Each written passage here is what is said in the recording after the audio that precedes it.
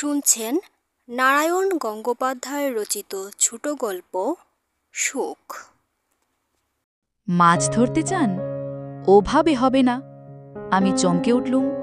আমার ধারণা ছিল বিকেলের এই নির্জন মাঠে, এই ছোট নদীটার ধারে, যেখানে এক টুকরো পাথরের ওপর বসে আমি শান্ত স্বচ্ছ জলের ভেতরে বড়শি ফেলেছি, তার আধ মাইলের ভেতরে কোনো জনপ্রাণী নেই। না, ভুল বলা হলো। দু একটি গরু চড়তে দেখেছিল মেদিক ওদিক। আশপাশের কটা ঝোপঝাড় থেকে এক আধটা শেয়ালও বেরিয়ে আসা অসম্ভব নয়, কিন্তু তাকিয়ে দেখলুম পিছনে একটি মানুষ দাঁড়িয়ে, ৩০ থেকে ৩৫-এর মধ্যে বয়স, একটু বেশি মাত্রায় লম্বা বলে শরীরের ওপর দিকটায় অল্প একটু ভাঁজ পড়েছে। গায়ে আধ ময়লা হাফ শার্ট, পরনে ধুতি, পায়ে ধুলোমাখা রবারের জুতো, কালো ফ্রেমের চশমার ওপর পশ্চিমের রোদ পড়ে মনে হচ্ছিল চোখ দুটি জ্বলছে আগুনের গোলার মতো। ভদ্রলোক আবার বললেন, নতুন লোক নিশ্চয়ই, না হলে এ নদীতে ছিপ ফেলবার পণ্ডশ্রম কেউ করে না। কিছু পেলেন? বললুম, একটা ছোট বেলে মাছ। ব্যাস ব্যাস, যথেষ্ট পেয়েছেন। আজকের মতো খুশি হয়ে বাড়ি চলে যান। আর সত্যিই যদি ২-৪টে মাছ ধরতে চান, তাহলে রোমে এসে রোমান হতে হবে, অর্থাৎ গামছা পরুন, পোলো নিয়ে জলে নামুন, ঘণ্টা ৩ পরিশ্রম করুন, তারপর দেখবেন অন্তত পোয়াটাক চুনো মাছ জোগাড় হয়েছে, বলে হেসে উঠলেন। ভদ্রলোক কিছু লেখাপড়া জানেন বলেই মনে হলো, আর ঠিক এই পরিবেশে তার আবির্ভাবটা কেমন অসঙ্গত বোধহয় আমার কাছে। উত্তর বাংলার এই গ্রামটিতে কয়েকটা ছুটির দিন আমি কাটাতে এসেছি ১ সপ্তাহ আগে। যে আত্মীয়টির কাছে এসেছি তিনি সম্পর্কে আমার কাকা। তার পরিচিত এবং বন্ধু-বান্ধব, অর্থাৎ যে ২-৪টি মোটামুটি শিক্ষিত মানুষ এখানে আছেন, তাদের সঙ্গেও আলাপ হয়ে গেছে আগে। ২জন পোস্ট অফিসের কেরানি, জন কয়েক স্কুল টিচার, একজন ডাক্তার আর তার কম্পাউন্ডার, জন ৩ ব্যবসায়ী। এদের বাইরে আর কেউ রোমে এসে রোমান হওয়ার প্রবাদ শোনাতে পারেন সে কথা আমার জানা ছিল না। আর বিকেলের এই নির্জন মাছে, যেখানে আধমাইলের ভেতরে কোনো জনপ্রাণী আছে বলে আমার মনে হয়নি, যেখানে হাওয়ায় বেনাবন সরস্বর করছিল, যেখানে ওপারের জঙ্গল থেকে মধ্যে মধ্যে ভেসে আসছিল লেবু ঘাস আর বনতুলসীর গন্ধ, যেখানে আমার ঠিক পায়ের নিচে মিহি বালির ওপর খানিকটা নীলচে জল প্রায় নিথর হয়েছিল, আর কয়েকটা ভাঙা ঝিনুকের রূপালী খোলায় লাল রোদের টুকলো মুক্ত হয়ে জ্বলছিল, সেখানে এই লোকটি যেন হঠাৎ ফুটে উঠল। যেন একটু আগে সে কোথাও ছিল না, একটু পরে এই রোদ মুছে গেলে সেও নিশ্চিহ্ন হয়ে যাবে। আমি ছিপ গুটিয়ে আস্তে আস্তে নাড়িয়ে পড়লুম। জলের কোল ছেলে উঠে এলুম পাহাড়ের ওপর। সেই ৪ ইঞ্চি বেলে মাছটা পাথরের ধারেই পড়ে রইল। নদীর ধারে একটি মাত্র গাছ, একটা শিমুলের গুড়িতে হেলান দিয়ে বিড়ি ধরাচ্ছিলেন ভদ্রলোক। আমাকে দেখে বললেন, চললেন? বললুম, হ্যাঁ, ভেবে দেখলুম আপনার প্রস্তাবটাই ভালো, কাল গামছার পোলো এনেই চেষ্টা করে দেখব।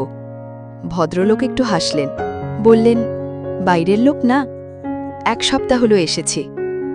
কোথায় উঠেছেন? পরিচয় দিল। তারপর বললুম, আমার ধারণা ছিল এখানকার সকলের সঙ্গেই আমার মোটামুটি চেনা হয়ে গেছে, কারণ বিকেলে ডাক আসবার সময় সবাই একবার পোস্ট অফিসে যান, কিন্তু আপনার সঙ্গে কখনো আমার দেখা হয়নি। বিড়িতে টান দিয়ে ভদ্রলোক বললেন, তার কারণ আমার কখনো চিঠি আসে না, কখনো আসবেও না। শেষ কথাটায় আরেকবার চমকালুম আমি। চিঠি কখনো আসেনি এটা অসম্ভব না হতে পারে, কিন্তু চিঠি কখনো আসবে না এইটাই কানে অত্যন্ত বেসুরো ঠেকল। আর বিকেলের সেই পড়ন্ত রোদে আরও একবার তার চশমার কাঁচ দুটোকে আগ্নেয় বলে মনে হলো আমার। অনুভব করলুম এখানে আসবার পরে যাদের সঙ্গে আমার আলাপ হয়েছে, এই মানুষটি তাদের চেয়ে অন্তত খানিকটা আলাদা। বললুম, আপনিও বোধহয় ঠিক এখানকার লোক নন। এখনও এখানকার লোক হতে পেরেছি কিনা জানি না, কিন্তু ৮ বছর আছে এখানে, মাসের হিসেব ধরলে আরও কিছু বেশি। কি করেন? চাষবাস, মডেল ফার্মিং। Model farming? ভদ্রলোকের মুখের দিকে চেয়ে রইল, সব যেন রূপকথার মতো শোনাচ্ছে। এই নগণ্য ছোট গঞ্জটির আশপাশে মডেল ফার্মিংয়ের মতো একটা ব্যাপার কিছু আছে, কথা তো আমাকে কেউ বলেনি। ভদ্রলোক বললেন, বিশ্বাস হচ্ছে না? না, একদিন নিয়ে যাব আপনাকে। আছেন তো এখন? আর ৩-৪ থাকব। আচ্ছা, দেখা হবে তাহলে। নমস্কার বলে ভদ্রলোক পাড় থেকে নদীর দিকে নেমে গেলেন। জুতো খুলে হাতে নিলেন, কাপড় তুললেন হাঁটু পর্যন্ত। তারপর প্রায় মজা নদীটার তীর তীরে জলটুকু ছপছপ করে পার হয়ে একটা বুনো জন্তুর মতো ওপারের বন তুলসী আর লেবু ঘাসের বনের মধ্যে কোথায় যেন হারিয়ে গেলেন। একটা অদ্ভুত অস্বস্তিতে আরও কিছুক্ষণ আমি দাঁড়িয়ে রইলুম সেখানে, যেন স্বপ্ন দেখলুম, যেন একটা অলৌকিক ঘটনা ঘটে গেল চোখের সামনে। এই নির্জন মাঠ, বাতাসে বেনাবনের শব্দ, লেবু ঘাস আর বন তুলসীর গন্ধ, আর কালো হয়ে আসা রোদের রং, সমস্ত জিনিসটাকে অদ্ভুত প্রেতপ্রত্যয়ে পৌঁছে দিতে পারত। যদি না আমি দেখতুম তখনও নদীর জলটা অনেকখানি ধরে ঘোলা হয়ে আছে, যদি না আমার চোখে পড়ত শিমুল গাছের তলায় একটা আধপোড়া বিড়ি থেকে সুতোর মতো ধোঁয়া উঠছে তখনও। কাকা কনফার্মড ব্যাচেলর, একটি পোস্টাল পিয়নকে নিয়েই তার সংসার যাত্রা। সেই রান্নাবান্না করে। রাত্রে খেতে বসে আমি নদীর ধারে সেই অদ্ভুত লোকটার কথা কাকাকে বললুম। কাকা বললেন, বুঝেছি, পাগলা চৌধুরী। পাগলা চৌধুরী মানে পাগল? না, পাগল বলে তো মনে হয় না, একটু অদ্ভুত ধরনের। এই যা অদ্ভুত কেন? তাছাড়া কি আর, লেখাপড়া জানে মনে হয় ভদ্রলোক, অথচ কারুর সঙ্গে বিশেষ মিশে টেসে না, যা কিছু খাতির গ্রামের চাষাবুষোর সঙ্গে। আমি তো এই 2 বছর আছি এখানে, হাটে কয়েকবার দেখা হয়েছে, আর সামান্যই আলাপ। নিজের সেই মডেল ফার্মিং নিয়েই থাকেন বুঝি? Model farming? কাকা ভ্রুকুটি করলেন। সেসব তো কিছু শুনিনি। সামান্য কিছু জমি জমা আছে, চাষবাস করে, তাছাড়া গ্রামের লোককে জড়িবুটি দেয়, টোটকা চিকিৎসা করে, এই তো জানি। টোটকা চিকিৎসা? এইসব করেই চালায়। এখানকার ভদ্রলোকদের সঙ্গে মেলামেশায় একেবারে আনসোশ্যাল। শুনেছি প্রথম যখন এদিকে এসেছিল তখন পুলিশে সন্দেহ করেছিল অ্যাবসকন্ডার, কিছু খোঁজ খবরও নিয়েছিল। শেষে দেখেছে ওই এক ধরনের খেয়াল খ্যাপা লোক, ঘাটাঘাটি করে কোনো লাভ নেই। কোথায় থাকেন? গঞ্জের বাইরে, গাঁয়ের ভেতর, ঠিক কোথায় তা বলতে পারবো না। কৌতূহল মিটল আপাতত। পৃথিবীর অসংখ্য মানুষ নিজের খেয়াল খুশিতে দিন কাটিয়ে চলে। আমার কাছে যা নিছক পাগলামো, আরেকজন তার ভেতর নিজের মতো করে যুক্তির শৃঙ্খলা খুঁজে পায়। অতএব ও নিয়ে মাথা ঘামানো সম্পূর্ণ নিরর্থক। কিন্তু তবুও রাতে অনেকক্ষণ পর্যন্ত আমার ঘুম এলো না। জানালার বাইরে দূরের একসার কালো গাছপালার ওপর তামাটে রমের বিবর্ণ চাঁদটা ডুবে যাওয়া দেখতে দেখতে আর বাদুড়ের ডানার আওয়াজ শুনতে শুনতে দুটো জিনিস আমাকে বারবার পীড়ন করতে লাগল। সেই পুড়ন্ত রোদের আলোয় আগুনের মতো জ্বলতে থাকা চশমার কাঁচ, আমার চিঠি কখনো আসবে না, আর সেই আসন্ন সন্ধ্যায় অমনভাবে নদীটা পার হয়ে বনতুলসিয়া লেবু ঘাসের জঙ্গলে কোথায় মিলিয়ে গেল লোকটা। পরের দিনটা নিজের এলোমেলো কাজ নিয়ে কাটল। সারা সকাল বসে বসে অনেকগুলো চিঠি লিখলুম। কাকার ছোট রেডিওটা গোলমাল করছিল, সেটা খুলে ঘণ্টা 2 হাতুড়ে চিকিৎসা চালালুম। কাজ চালানোর মতো দাঁড়িয়ে গেল। দুপুরে বাঁধানো পুরনো মাসিক পত্রিকা জোগাড় করে একটা ধারাবাহিক নিটোল প্রেমের উপন্যাস পড়ে ফেললুম শেষ কিস্তিটা পর্যন্ত। বিকেলে চা খাবার সময় মনে পড়ল, মাইল 5 দূরে একটা চমৎকার পুরনো মন্দির আছে, সেটা নাকি দেখবার মতো। চা শেষ করে কাকার সাইকেলটা নিয়ে সেই মন্দিরটার উদ্দেশ্যেই বেরিয়ে পড়ল। কাকা বললেন, দেরি করিস না, রাস্তাটা খারাপ। না না, সন্ধ্যের মধ্যেই ফিরে আসব। ঘড়িতে দেখলুম 4:30। যেতে আসতে মাইল 10 রাস্তা, সাইকেলে কতক্ষণই বা লাগবে? মন্দিরের জন্যে আধ ঘন্টা সময় ধরে রাখা যেতে পারে। 6:30টার মধ্যে ফিরে আসব।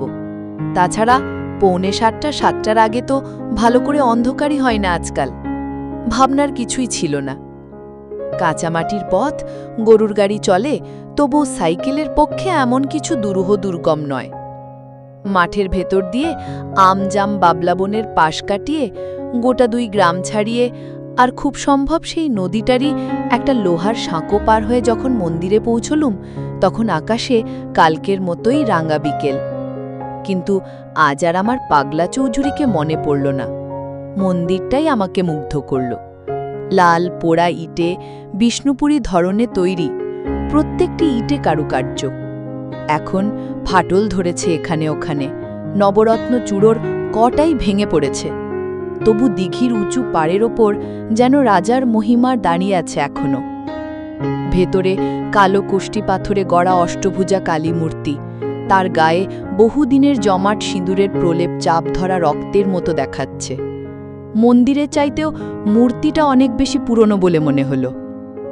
ঘাটের সিঁড়িগুলো ভেঙে ঘাসবনের মধ্যে লুকিয়েছে। দিঘিটা মজে এসেছে আধা আধি।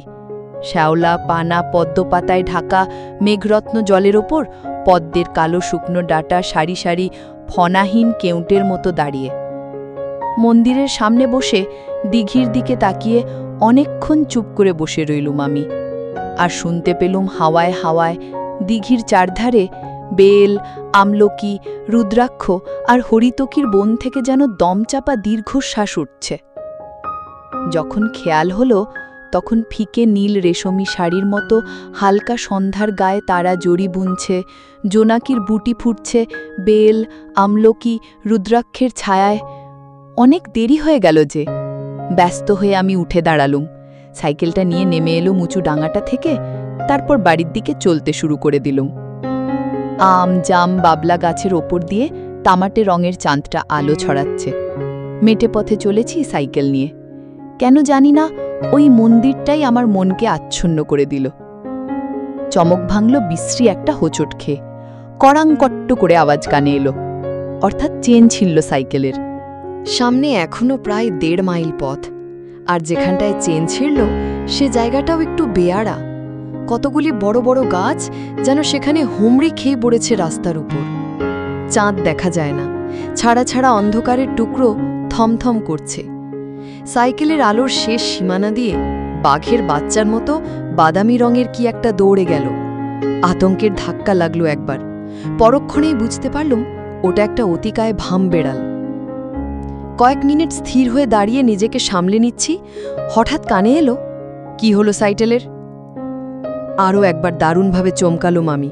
পথের ধারের অন্ধকার ছাড়া ফুঁড়ে একটা কুঁজো মতন লোক এগিয়ে আসছে। লোকটার হাতে ছোট একটা টর্চের আলো ঝলকে না উঠলে আমি হয়তো চিৎকার করে উঠতুম। আমার মুখে টর্চ ফেলে লোকটা বললে, আরে আপনি যে? তখন চিনতে পারলুম সেই পাগলা চৌধুরী। জিজ্ঞেস করলুম, আপনি এখানে? বুকের ভেতরটা ঢিপ ঢিপ করছিল তখনও। গলার আওয়াজ যে আমার কেঁপে উঠল নিজেই টের পেলুম সেটা। একটু কাজ ছিল। কিন্তু আপনি কোথায় গিয়েছিলেন? কপালিনীর মন্দির দেখতে। সেটা বুঝেছি, নতুন লোক তাই জানেন না। দিনের বেলা ছাড়া এসব দিকে না আসাই ভালো। চোর ডাকাত? অপদেবতা? না মশাই, সেসব নয়, অন্য ব্যাপার। নিন এগিয়ে চলুন এখন। সাইকেল তো দেখছি বেকার হয়ে গেছে, টেনে টেনেতেই যেতে হবে, চলুন। ভদ্রলোক সঙ্গে থাকায় মনে ভরসা এসেছিল। চলতে চলতে জিজ্ঞেস করলুম, পথে কি আছে বলছিলেন? সাপ মশাই, সাপ, বিরাট বিরাট বোখরো, পাকা গমের মতো গায়ের রং। পশ্চিমে গহুমা বলে খ্যাত, এদিকে বলে গহুমা সাপ। কামড়ালে আর দেখতে হবে না। খুব পুরনো আমনের জায়গা কিনা। নবাবী ইটের পাজা আর ভাঙা মন্দির মসজিদের তো অভাব নেই আশপাশে। নিশ্চিন্তে বংশবৃদ্ধি করছে। বলেই ভদ্রলোক আমার হাত ধরে টানলেন, একটু দাঁড়ান। কি হলো? শুকনো পাতার খড়খড়ানি পাচ্ছেন না? ওনাদেরই কেউ যাচ্ছেন একটু দূর দিয়ে। সাপের চলা ছাড়া ওরকম আওয়াজ হয় না। দাঁড়িয়ে যান, এগোতে দিন মহাপ্রভুকে। সাইজে বেশ বড়ই হবেন, নিদেন পক্ষে হাত 5 মনে হচ্ছে। আর বলবার দরকার ছিল না, এমনিতেই আমার রক্ত হিম হলে এসেছিল। কতক্ষণ পরে সাপটা চলে গেল জানি না। ভদ্রলোক আমার হাতে আবার একটা চাপ দিলে সভয়ে নড়ে উঠলুম আমি। নিন চলুন এবার, লাইন ক্লিয়ার। চলতে লাগলুম, কিন্তু কিভাবে সে কেবল আমিই জানি। অন্ধকার গাছগুলোর ভুতুড়ে জগৎটা পেরিয়ে যখন তামাটে চাঁদের আলোয় আবার মেঠো পথে এসে পড়লুম, তখনও সমানে পা কাঁপছে।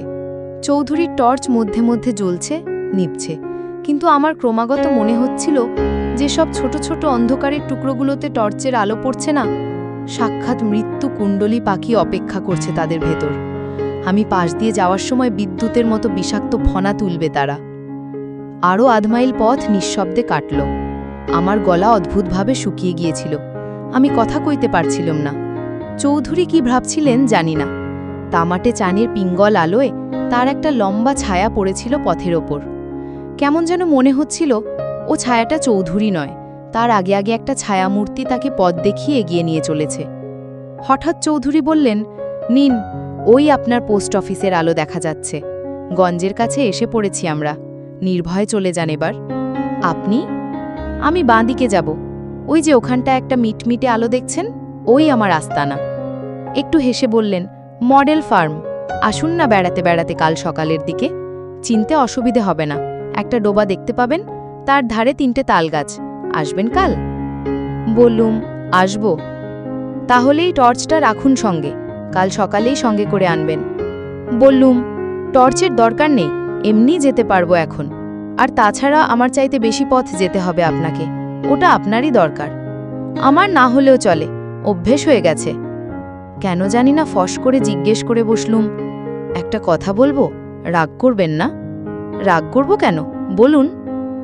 আপনি সব জেনে শুনে ওই সন্ধেবেলায় সাপের জাঙালে গিয়ে ঢুকেছিলেন? দরকার মশাই, দরকার। Pure and simple necessity. Chowdhury হাসলেন। কয়েকটা সাপের খোলস আনতে গিয়েছিলুম। সাপের খোলস?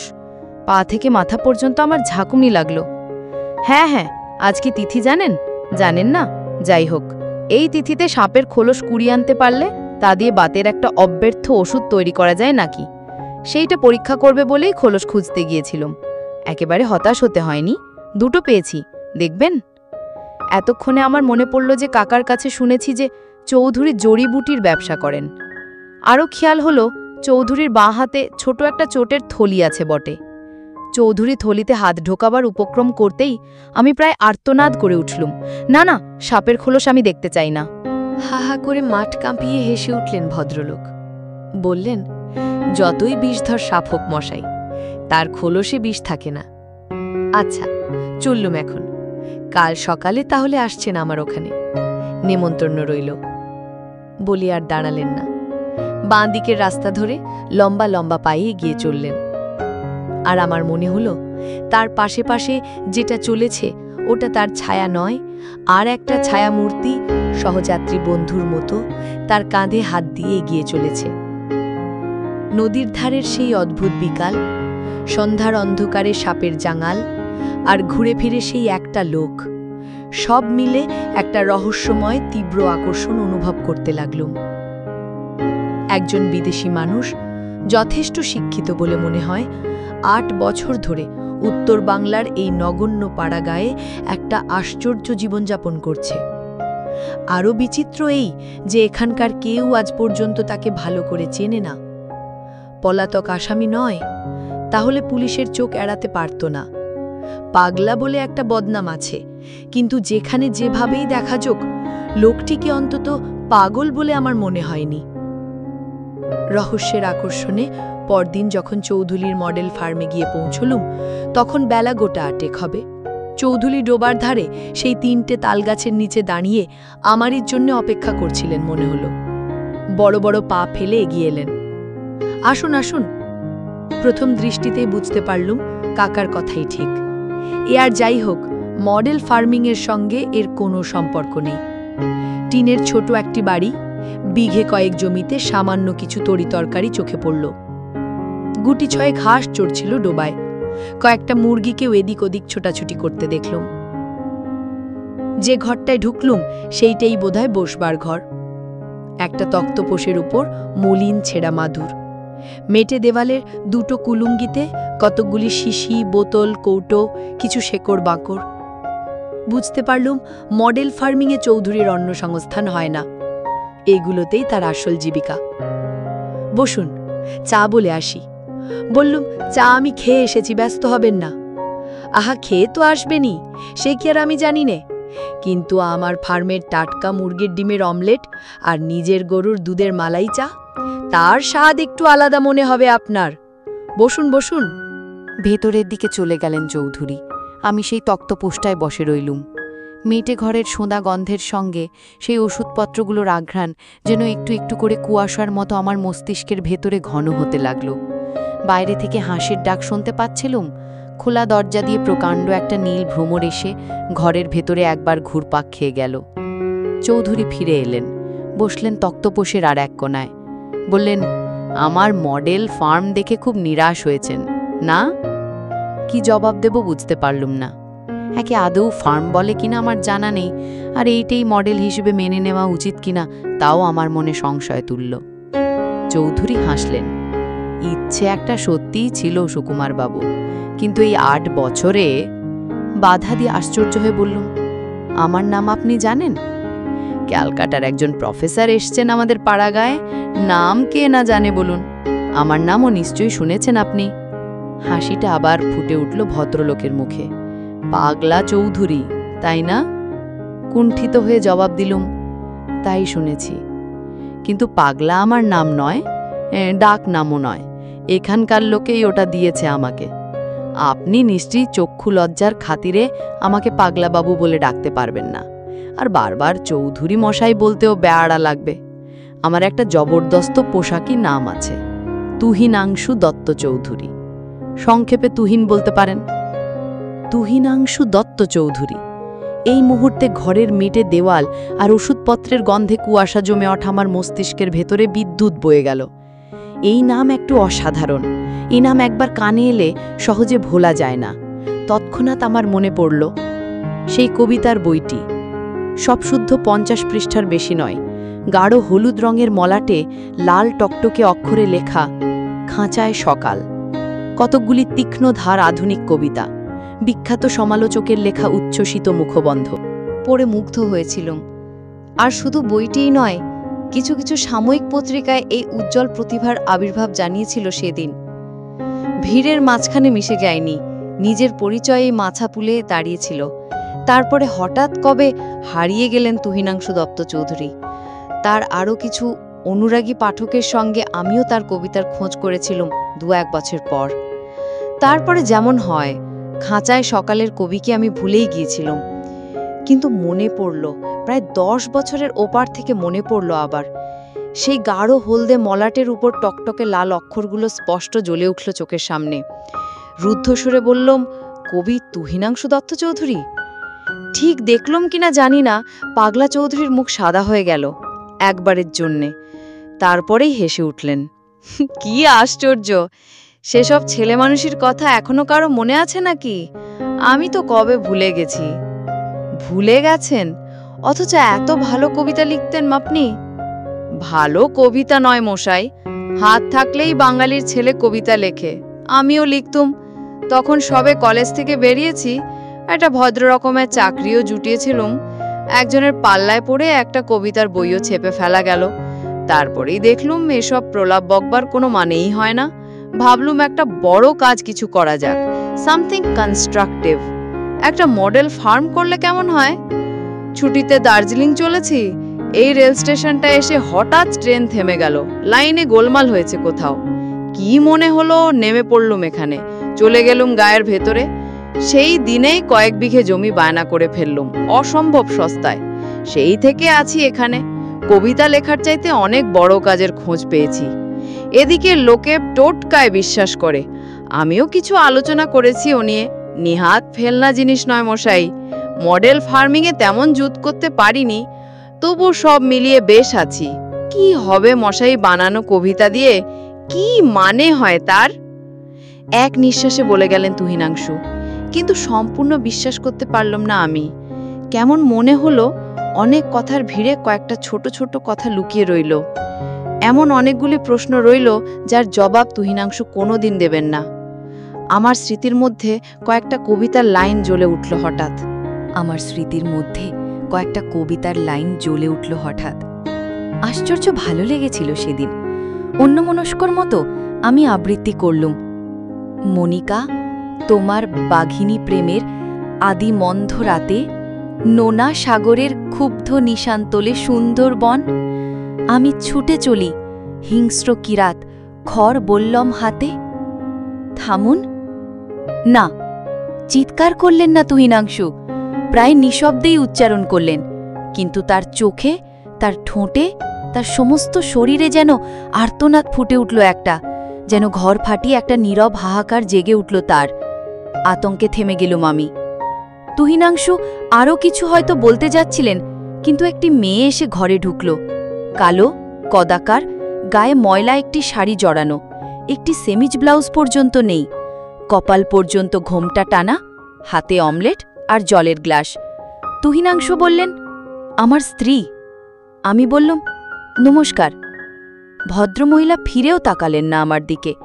তক্তপোষের উপর আমার পাশেই প্লেট আর গ্লাস নামিয়ে রাখলেন। এক হাতে মাথার ঘুমটা আরও খানিকটা টেনে দিলেন, তারপর আবার যে পথে এসেছিলেন সেই দিকেই অদৃশ্য হয়ে গেলেন। তুহিনাংশু বললেন, কিছু মনে করবেন না মশাই, আমার স্ত্রী বোবা আর কালা, কানে শুনতে পায় না, চোখেও যে খুব ভালো দেখে তা নয়। চকিত হয়ে বললুম, তাই নাকি? সেই কালো ফ্রেমের চশমার ভেতর দিয়ে তুহিনাংশুর চোখ দুটো অস্বাভাবিক তীক্ষ্ণতায় জ্বলতে লাগল। এই তো ভালো মশাই, যাকে বলে আদর্শ স্ত্রী, লেখাপড়া জানে না, গরিবের মেয়ে, কানে শোনে না, কথা বলতে পারে না, আমি বিয়ে করেছি বলে চিরকৃতার্থ হয়ে আছে, কি করি না করি কোনোদিন তা নিয়ে প্রশ্ন তোলে না। এর চাইতে সুখ কিছু আছে বলতে পারেন আপনি? যাকগে, ওটা খেয়ে ফেলুন আগে, ঠান্ডা হলে আর ভালো লাগবে না। কথা খুঁজে না পেয়ে আমি অমলেটটাতেই মন দিলুম। স্বাদ পাচ্ছি না, একটা অজানা অস্বস্তি মনটাকে যেন চেপে ধরেছে এসে। মেটে দেওয়াল আর ওষুধ বিশুদ্ধের সেই গন্ধের কুয়াশা আবার যেন ঘন হয়ে আসছে আমার মস্তিষ্কের ভেতরে। আমি এক হারিয়ে যাওয়া কবি, আর এই পাগলা চৌধুরীর মধ্যে একটা যোগসূত্র খুঁজে ফিরছি কোথাও। খুঁজছি সেই নির্জন বিকালের আলোয় বনতুলসী আর লেবু ঘাসের গন্ধ ভরা নদীর ধারে। খুঁজছি কপালিনীর মন্দির থেকে আসবার সময় সেই থমথমে অন্ধকার ভরা সাপের জাঙালের মাঝখানে। সেই মহিলা দুটো ময়লা পেয়ালায় করে প্রায় সাদা রঙের চা নিয়ে এলেন। তাকে সম্ভাষণ করবার পণ্ডশ্রম আমি আর করলুম না। শুধু দুখানি কালো কালো শীর্ণ হাতের ওপর আমার চোখ পড়ল, যেখানে চারগাছা নীল কাচের চুড়ি ছাড়া আর কোনো আভরণই নেই। যাই বলুন মশাই, আমি সুখী। তুহিনাংশু যেন স্বগতোক্তি করতে লাগলেন। কবিতা, কলকাতা কোনো মানে হয় না মশাই, তার চাইতে এই ভালো, অনেক ভালো।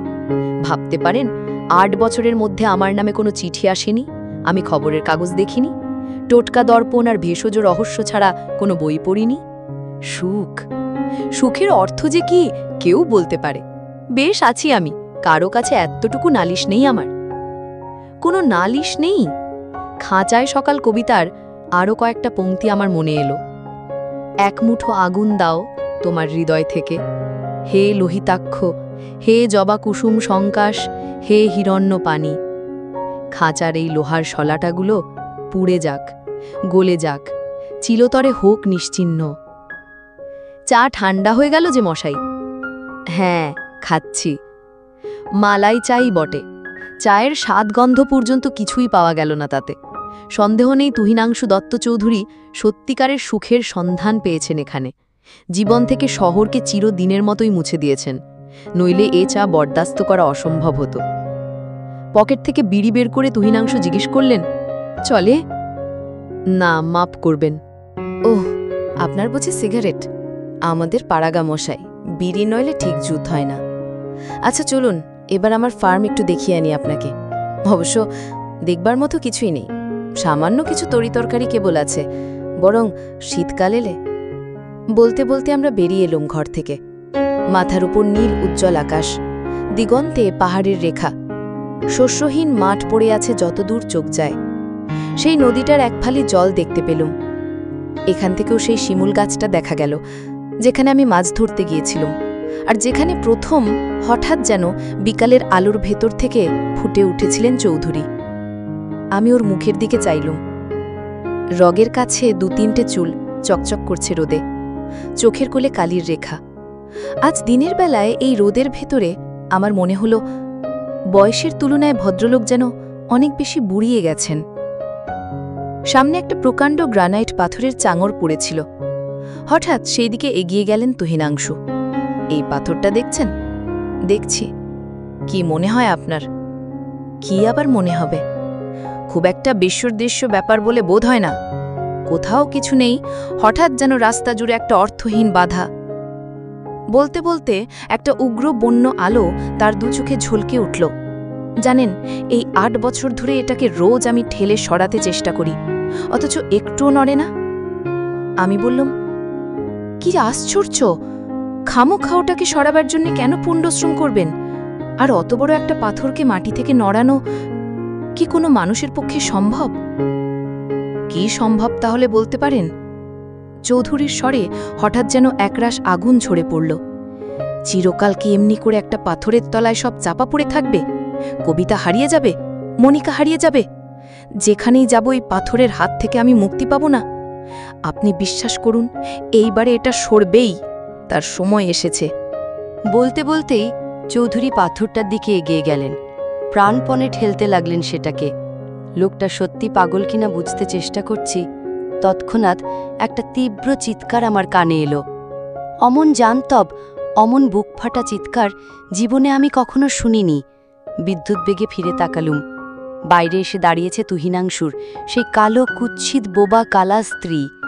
মাথার ঘোমটা খসে পড়েছে, চোখের তারা দুটো বিস্ফারিত, একরাশ রুক্ষ চুল উড়ছে ডাকিনীর মতো।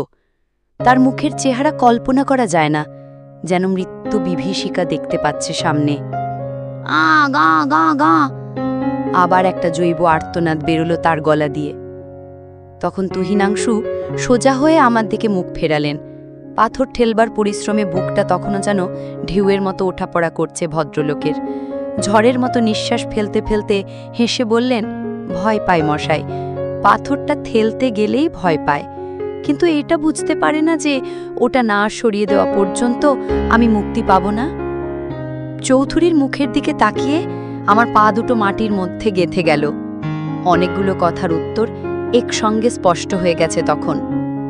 আত্মহত্যা করব না এই প্রতিজ্ঞা করে তিলে তিলে আত্মহত্যা সাধনাকে এমনিভাবেই করতে হয়? এই বোবাকালা কুরুপা স্ত্রী, এই জীবন, অকারণে বিকালের নদী পার হয়ে সন্ধ্যার বনতুলসী আর লেবু ঘাসের জঙ্গলে হারিয়ে যাওয়ার চেষ্টা, তার অন্ধকারের ভেতরে সাপের খোলস খোঁজার কি অর্থ থাকতে পারে আর? খাঁচার শলা তো নিশ্চিহ্ন হয়ে যায়নি, তীরের ফলা হয়ে পাখির বুকে বিঁধেছে। আমি তুহিনাংশু দত্ত চৌধুরীর আত্মহত্যা দেখতে পাচ্ছি। পাথর ঠেলার পরিশ্রমে তখনও ঝড়ের মতো শ্বাস পড়ছে তার, আর ঠোঁটের দুপাশ দিয়ে দুটো সরু রক্তের ধারা রোদের আলোয় জ্বলে উঠেছে।